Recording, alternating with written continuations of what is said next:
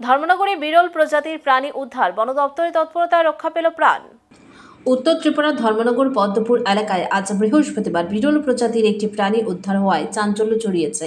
জানা যায়, স্থানীয় বাসিন্দা রাজীব দেবনাথের বাড়ির পেছনে প্রাণীটিকে প্রথম দেখতে পান পাশের বাড়ির এক ব্যক্তি। তিনি রাজীব দেবনাথকে খবর দিলে রাজীব সতর্কতার সঙ্গে প্রাণীটিকে উদ্ধার করে নিজের বাড়িতে নিয়ে আসেন। পরে বন দপ্তরের খবর দেওয়া হলে দ্রুত বনকর্মীরা ঘটনাস্থলে পৌঁছে প্রাণীটিকে হেফাজতে নেন। বন দপ্তরের কর্মকর্তারা জানিয়েছেন, এটি এক বিরল প্রজাতির প্রাণী, যা সাধারণত ঘন জনবসতিপূর্ণ এলাকায় সচরাচর দেখা যায় না। তবে কিভাবে প্রাণীটি পদ্মপুরে এসে পড়ল তা এখনও রহস্য। কর্তৃপক্ষের আশ্বাস, চিকিৎসা ও প্রয়োজনীয় যত্নের পর প্রাণীটিকে জঙ্গলের নির্দিষ্ট অঞ্চলে ছেড়ে দেওয়া হবে। এদিকে খবর ছড়িয়ে পড়তেই রাজীব দেবনাথের বাড়ির সামনে ভিড় জমায় কৌতূহলী মানুষজন।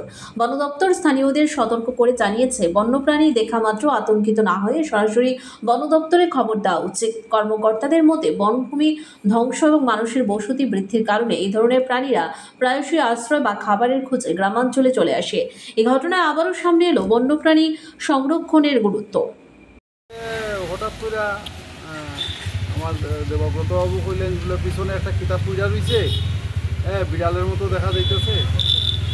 তো এটা ঘন্টা 1.5 ঘন্টা আগে হইব। তো তখন গিয়া দেখলাম যে এরকম আমরা দেখছি এটা যে পূজা রয়েছে, সেই জন্য আমরা এটা নিয়ে আইছি। ইনজুর হিসেবে এটা হাঁটতে পারতেছে না। দেখলাম লেজটা বেশ লম্বা, হয়তো এটা কেট প্রজাতির কিছু হইব।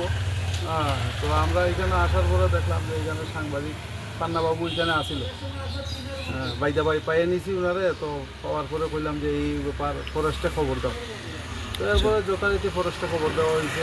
এখন তারা এটা রেস্কিউ করে নিয়ে গেছে। আর আশা করি এটা বোধহয় আমরা রোবা অভয়ারণ্যে ওইখানে বোধহয় তারা নিয়ে ট্রিটমেন্ট করবো, যতটুকু জানতে পারলাম।